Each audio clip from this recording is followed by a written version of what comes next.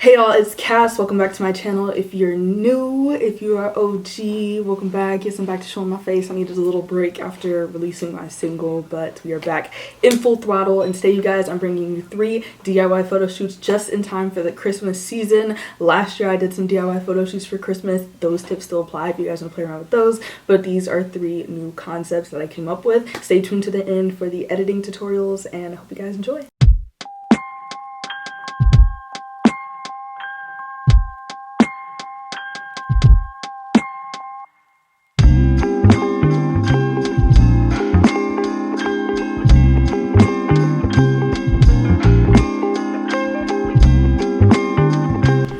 So for the first shoot, I decided to shoot in my living room of my apartment, which was decorated for Christmas, me and my roommate. For this shoot, I'm using my Canon 70D, of course. I'm using my 10 to 18 millimeter lens. I'm mostly shooting on more of a wide angle, so probably in the range of 10. That's how I'm able to get everything in the background. As far as lighting goes, I'm shooting with my newer LED panel light, linked below. I'm only shooting with one of the lights. I'm shooting with it on 100%. I believe 3200 Kelvin, whatever the warmer tone is, all the way. And I decided to shoot with one spotlight just to kind of get the filmy, kind of cinematic Polaroid look. I feel like whenever you shoot with just one kind of bright light, you get that sort of Polaroid vintage effect. But I hope you guys enjoy the photos.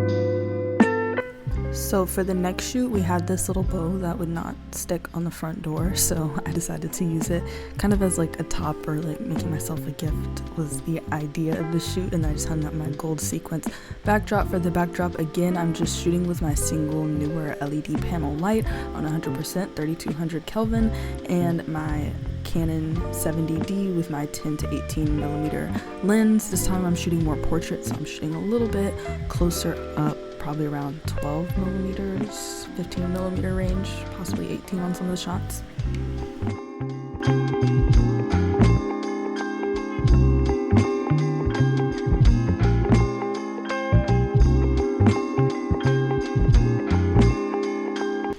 For the next shoot, I really wanted this to be Polaroid inspired, so I just shot on my white wall in my bedroom. Again, just using my single LED light, same settings, as well as my Canon 70D with the 10 to 18 millimeter lens, and then just kind of shot some fun photos using simple props to get this look.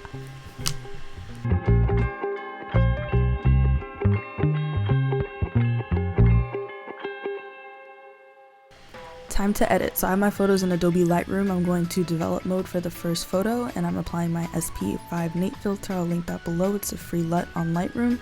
From there, I just make adjustments on turning up the exposure because it was a little dark. I'm turning down the contrast because it was a little contrasty to me. I don't know another verb for that. And then I'm making the temperature a little bit warmer to give it more of like a holiday warm sitting next to the fireplace feel. From there, I turn down the shadows a little bit just to get my hair in the shadows a bit darker, and turning down the whites and the highlights. I really just play to kind of get whatever I feel like looks like a film cinematic look. I always turn down the texture, clarity, and sometimes the dehaze to get kind of a nice smooth looking effect. And then I'm turning up the saturation to just add in more color, get some more pop in my skin. And then I like to crop inside of Lightroom, so if you do the 4x5, that's the Instagram crop. So I kind of like to crop inside of Lightroom already so that I know it's going to fit into Instagram and look good. So something I do is I usually hold shift and select all my photos and then press the sync button here, and it'll apply the edit I just did to the first photo to all the photos. I mainly do this whenever I have whenever they're the same shoot, but for this one, just to show you guys a quick way to edit multiple photos, you can apply that and then just make certain adjustments to the photos just based off of how they look. So for example, this one has to have some adjustments because it's not exactly like the first photo that I took the edits from, but not many adjustments. So same thing here. I'm going to turn down the exposure. It was a little too bright. I'm going to actually make it a bit cooler because I want that background to be like a crispy white. Turn down the shadows. Like I said, just really try to get that Polaroid look with this photo. After that, I export the photos. 2 of the photos I did put into Photoshop. This first one here, I used the lasso tool in order to remove this electrical unit, whatever it is, from the background, and I just selected edit content aware fill, and then once you give it a moment, it should recognize that that's not supposed to be there, and then you can select and deselect or Command D and export that photo. For this one, a lot of you guys asked me how I extend my seamless paper backdrops. This is my first time extending like a textured backdrop, so it didn't look as well, but I basically use that shape tool and I go to edit, free transform. I hold down shift on the keyboard and I drag it up. Again, didn't work as seamlessly with this backdrop, but you can just press check to apply. Again, Command D or select deselect. Thank you guys so much for watching. Make sure to subscribe, thumbs up this video if you enjoyed it, and stay tuned for the next one. Turn on the notification bell to be notified next time that I post. I'll see you guys next time. Have a very Merry Christmas and a Happy New Year.